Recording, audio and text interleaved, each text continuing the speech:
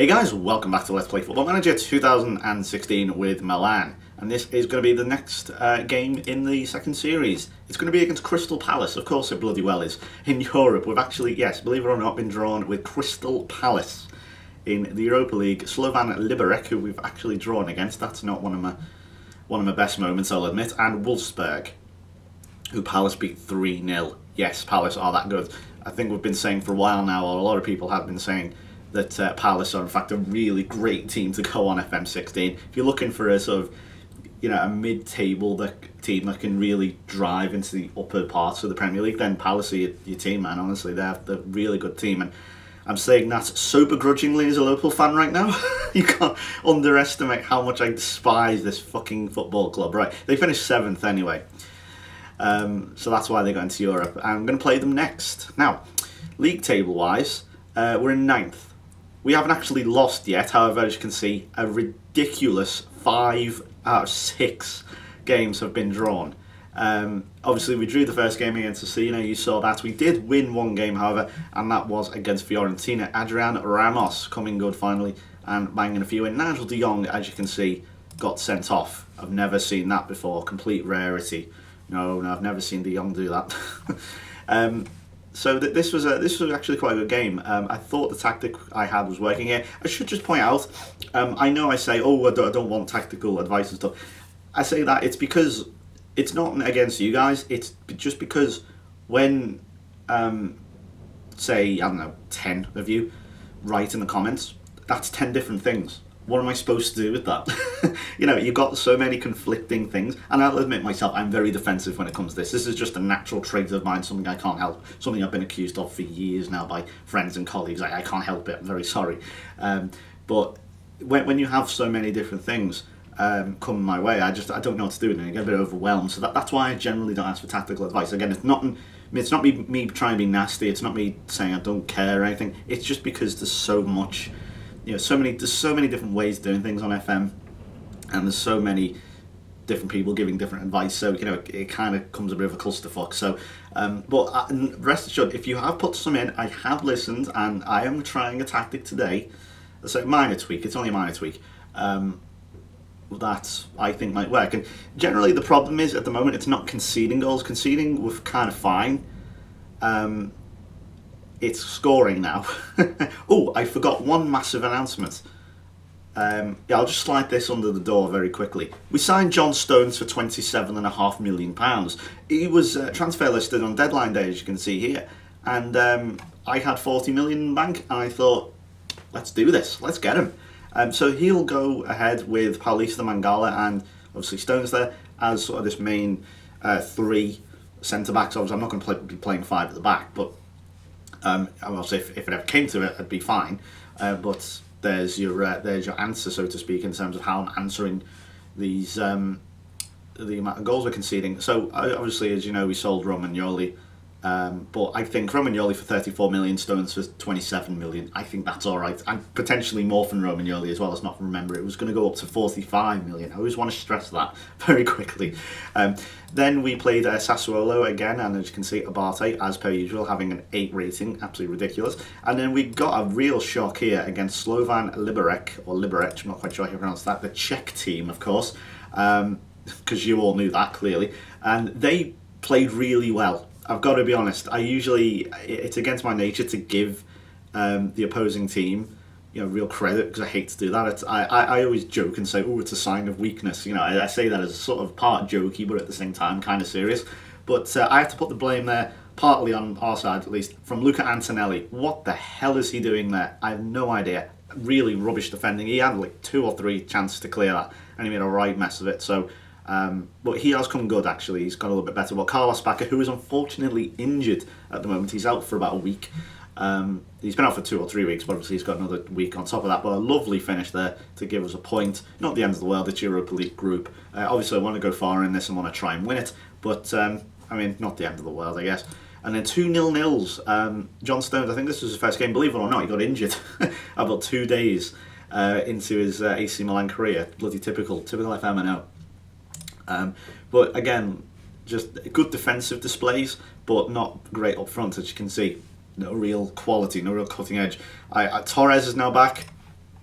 His match fitness is way down, I think, at the minute, so he is, which makes sure, I think he's available for the reserves. Yeah, he is there, as you can see. So he will come back over the next week or two. But as you can see, yeah, no real, where's the strikers gone? It's all over the place. Niang's not really doing it. We've had Ramos. He hasn't really kicked on from them 2 goals against Fiorentina. And lately, Juventus. Now, this wasn't the worst result in the world. I guess 1-1 against Juventus, who are so overpowered, it's unbelievable. But this was the first time he used this formation and tactic, as you can see here. So it's a sort of 4-3-2. That doesn't look right. That does not look right, does it? Hang on a minute. Oh shit, sorry, De Jong. I just thought the game had broken then. That freaked me out. Sorry, yeah. As you can see, De Jong got sent off again. I fined him for that this time and he's unhappy. Figures. 92nd minute as well. Why would you even do that? I panicked then thinking, I'm playing a 4-3-2. I think... sorry, yeah, De Jong would usually be in this defensive midfield role here, but...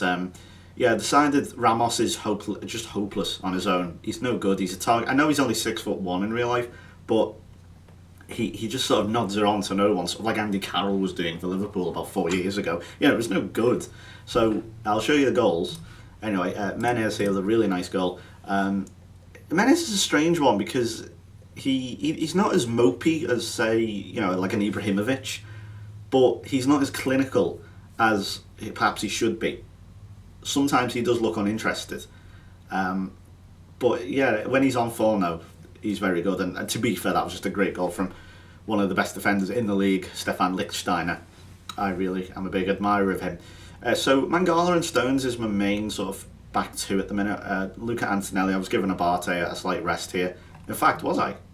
No, I wasn't giving him a rest. Why the hell was I giving him a rest against Milan? Sorry, he was injured. Sorry. I'm talking complete rubbish. I think he's not here.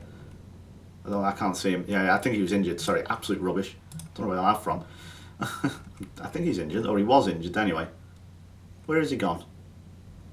I've lost him now completely. Abate, there he is. Yeah, as you can see, his match fitness, well, match sharpness is just going back to 100 now. So, and I think you saw earlier in one of the other games he got injured. Yeah, there you go. So he got injured, so he missed the Juventus game, unfortunately. So I had to play Luca Antonelli, who did much better than he did against the Czech team over here. So this is the team that I'm going to be taking on Palace in London. Similar team here. I might as well play De Jong. I know, and as you can see, he's slightly concerned. Whatever.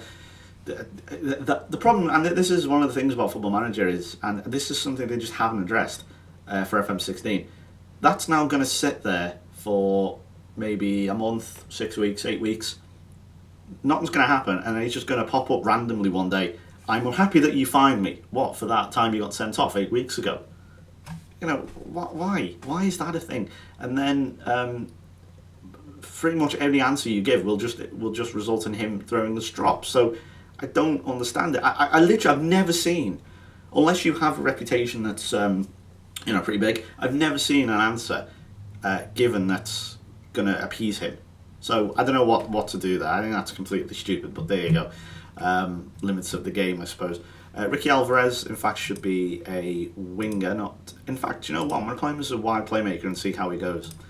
Bertolacci, I think, should, in fact, be... I don't really want a roaming, to be honest. Yeah, we'll just leave him as box-to-box for now. So he seems to be doing okay. We've got I might as well play De Jong because he's suspended for the next game.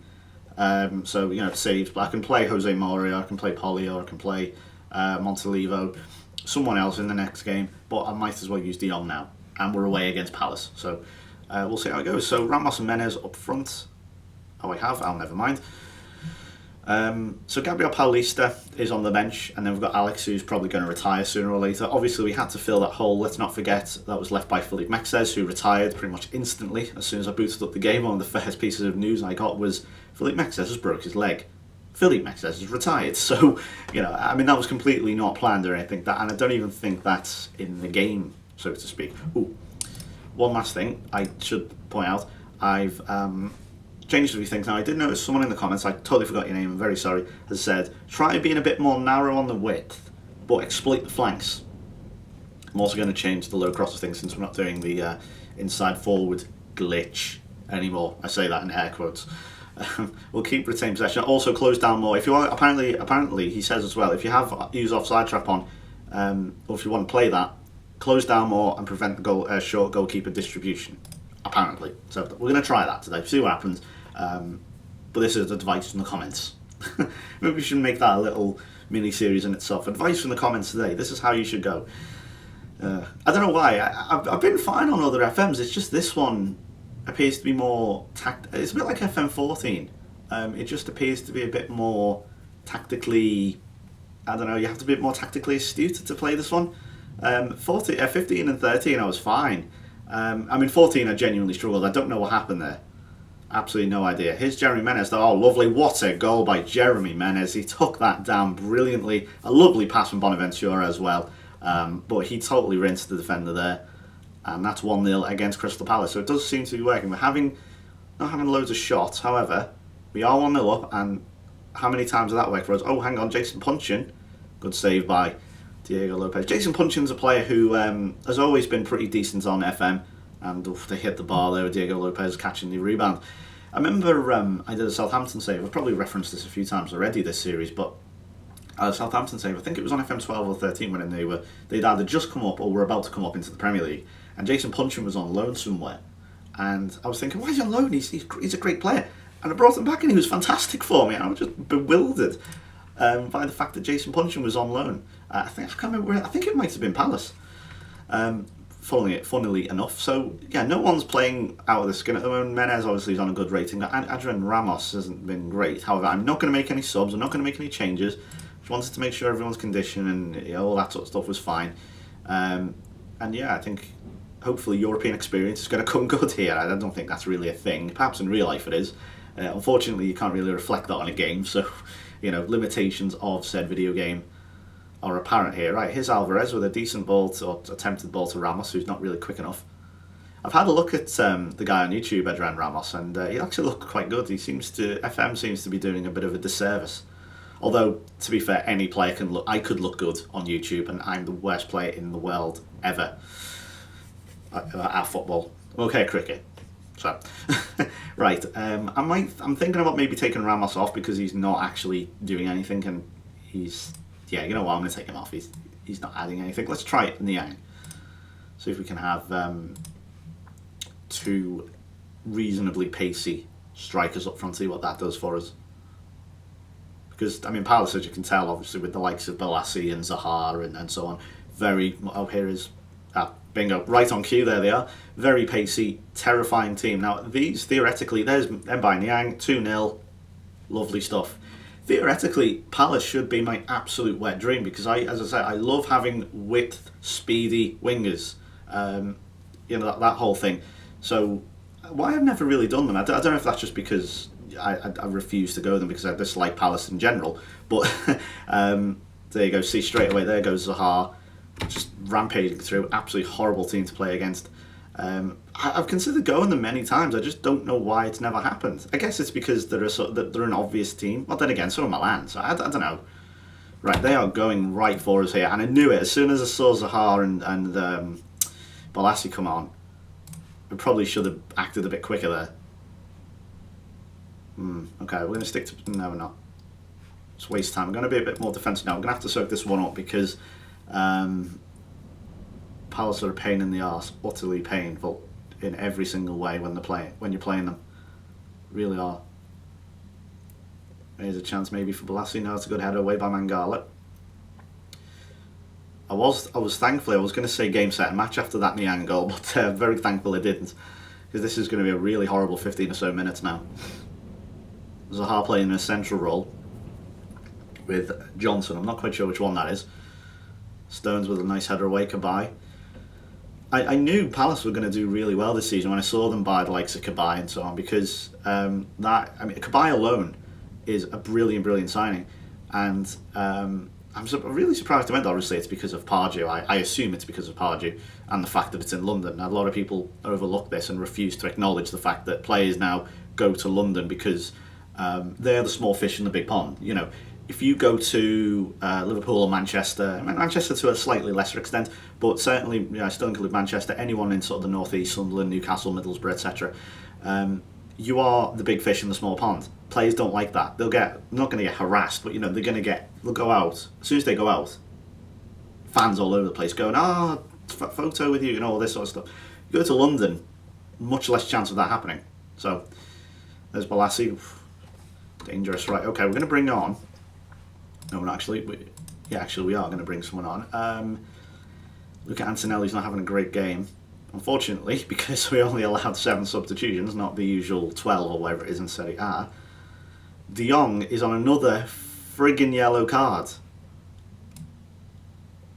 I don't really want to take him off though, because he is a defensive rock, so to speak. I mean, he's not playing great, but also De Siglio should be automatic, not attacking. I tried that with Abate. I put him as attacking, and I think that's why he really is, again, kicking on. I don't really know what to bring on here. This is my thinking time. Okay. I'm just going to do No, I'm not going to bring him on. Oh, God, this is so hard to think. Okay, my idea is, if you don't know who to bring on, don't bring anyone on. And there's oh my God, it's absolute bedlam. Kabay with a shot blocked. I've hit the bar, I think, twice this game. Got very lucky. Adam Johnson playing for Palace now. That's actually not a bad signing for them. Yeah, I think we probably should bring on another player. Right, we're going to take off Menez, who's not done anything since the goal. So we're going to bring on Zapata. We're going to play 5 at the back, with Niang sort of here. We're going to go a bit more flexible. Yeah, I think that's fine. Let's do that. Should be a bit more disciplined, I think. Okay, good. Let's try that now. 5 at the back with an offside trap. I'm not quite sure how that's going to work. That is kind of risky. I'm thinking, just because it's a bit risky, I might take the offside trap off and just go back to sort of square one. Yeah, let's just go with that, because offside trap with 5 at the back instead of the usual 4 it's a bit too risky. Here's Balassi charging at us, but his shooting has been all over the place today. This is quite a tense game, this, isn't it? For a Europa League group stage. You know, first European game we've had on this. Oh, sorry, we had the other game against Slovan. Also, but this is the first European game live, hopefully one of many. Right, Antonelli seems to have recovered from that. I mean, he hasn't been great today, but he has done a damn sight better than he was against... oh, hang on, chance from Niang here. Just gone a bit too wide. I think he's won a corner, yeah. Okay, we're approaching the 88th minute. Bonaventura's not wasting a lot. Oh no, he is. Here we go. I just love this time-wasting thing here. Look how long they take. I mean, it's great when it's your team and everything, but when it's the opposition team, it is the most annoying thing in the world, isn't it? I'm sure we'll all agree how long they take. I'm surprised there isn't... I know it's probably because Sports Interactive don't want to put in sort of foul play type things. You know, that's why diving is relatively not in the game as well. Oh my God, it nearly deflected straight back to the Palace player there. So, but, you know, like, I'm surprised time wasting and getting booked for time wasting isn't really in the game more. I think it is, just you don't see it very often. Here's Hector. That's a wasteful shot. Some of their shooting outside the box today, Palace, has been really poor. So, as it currently stands, it looks like we're going to go top of the group, because Wolfsburg are beating Slovan. Not quite sure what that says about us. Right, Zaha. Oh, if that had gone in, that would have been goal of the season right there. But I think that might do it. Yep, 2-1 against Crystal Palace. So the thank you comment section for that useful piece of advice. So Bertolacci is man of the match. We weren't great, to be fair. We weren't great. 5 shots, 2 on target though. But that's all that matters. And Niang off the bench after Jeremy Menez, a lovely piece of skill to put us in front. So we're actually top of the Europa League group now. Lucky AC Milan, I'll let you know. So yeah, he was great. So there you go. Really happy with that one. So now it's about turning them draws, so we can actually now score at least. The 2 up front, that says to me it's working. We've been able to score 2. Yeah, I reckon if we were only playing 1 up front there, we may have... we probably would have drawn that. So I know the second goal came from a set piece, but you know, at least Niang was on the pitch. That's all I'm going to say. Right. that's going to do it from me, and I'd like to thank you for watching. We're going to, let's see, when will be a good game next? So we're right at the end of September at the moment, so I'm thinking, should we try maybe the Udinese game next, do you think, or the Genoa game, or maybe Roma, something around here, maybe in a couple of months worth or so, 6 weeks or so. We'll give that one a go. So thanks for watching. I'll see you next time. Goodbye.